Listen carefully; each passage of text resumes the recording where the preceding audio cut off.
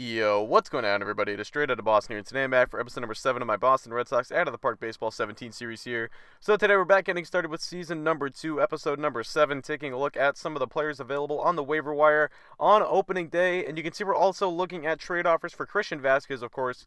You know, him and Blake Swihart are at the point where we kind of have to make a decision on the two, whether or not we want to, move Swihart to a different position and let Vasquez catch, or whether we want to, capitalize on the asset that is Christian Vasquez and flip him into a player that could fit in need, like a right fielder, like a Jay Bruce, a guy who I'd probably be put in left field because, of course, we have Mookie Betts out in right field. But, we could also use another starting pitcher. So, really looking at outfielders and pitchers for Vasquez on the trade market, but not a lot of great offers here. Michael Saunders was one guy I was kind of intrigued by, but I didn't think he was worth giving up Christian Vasquez for. So now, simming forward here towards the end of the month of April, we're off to a reasonably, not hot start, but we're 8-5. It's not too bad. Now we're up to 12-7 still. Taking a look at the waiver wire, we've got some interleague play here against Philadelphia. We end up splitting the 4-game set with them. Chris Young goes to the DL now. Him and Jackie Bradley both are injured. You're going to see Bradley would go down for 3 months with a torn labrum. That is a really bad hit to our team because he had gotten off to a very good start.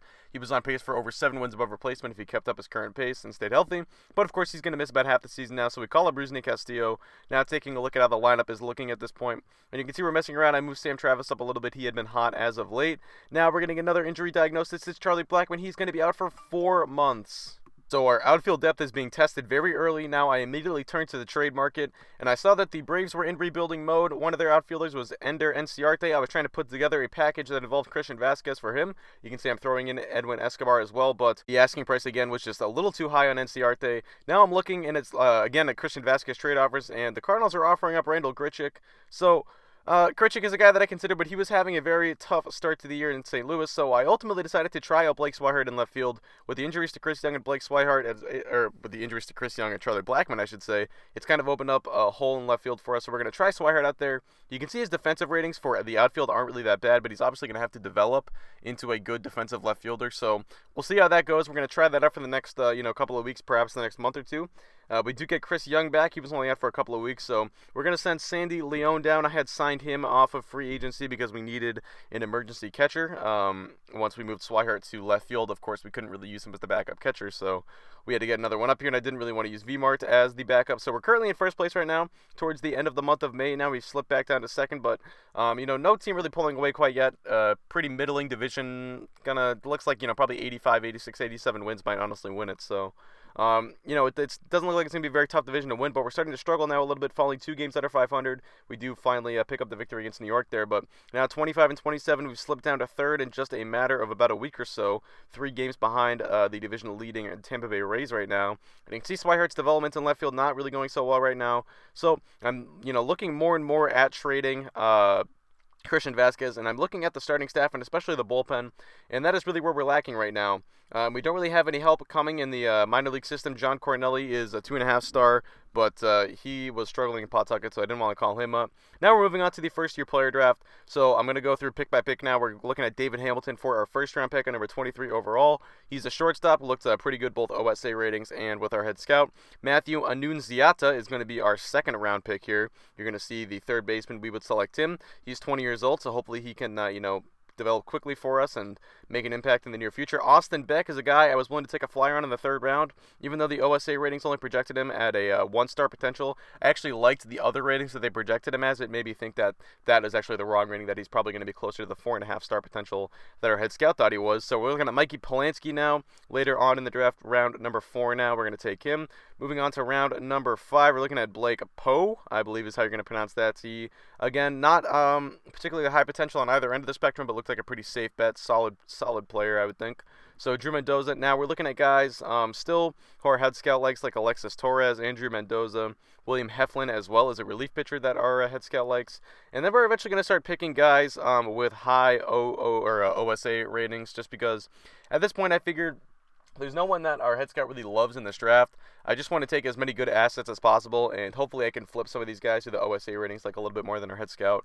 and I can flip them for players that maybe our head scout likes a little bit more. So anyway, that's kind of my philosophy behind these rounds like 7 through 15, I would say, in this draft.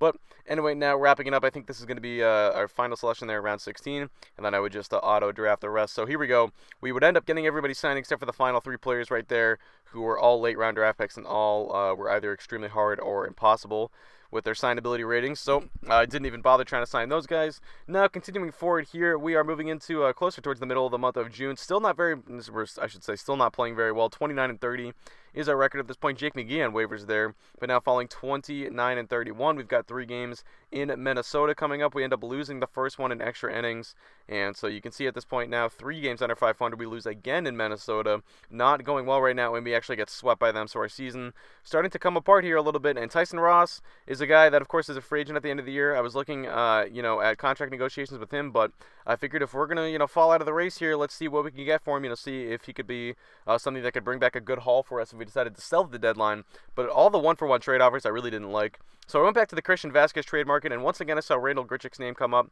But I decided to go for more than Randall Grichuk. I actually went after Stephen Piscotty, who's a little bit, of a better player than Grichuk, but the Cardinals do have another young outfielder coming up. That is why they're looking to move one of their outfielders. And obviously they would rather move Grichuk than Piscotty.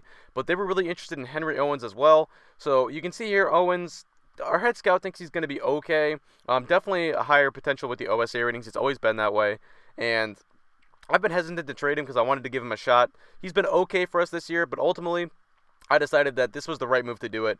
Combining him and Christian Vasquez for Stephen Piscotty, I think, is a pretty good move for us. I think Piscotty is definitely the best player in this trade.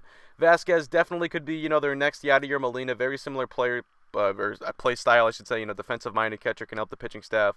So we end up going through with that trade. Owens and Vasquez for Alex Reyes, we also picked up from St. Louis. He was a young arm of theirs. I thought he could actually provide some immediate help in our bullpen, so I'm going to try him out there for the rest of the month of June at the very least. And we're going to move, I believe, Edwin Escobar to the rotation there. So we did open up a spot in our rotation with by trading away Henry Owens. And then we're going to claim Jordan Walden off of waivers here. I saw that he was on waivers, and like I said, our bullpen has really struggled up to this point. We're looking for all the help we can get.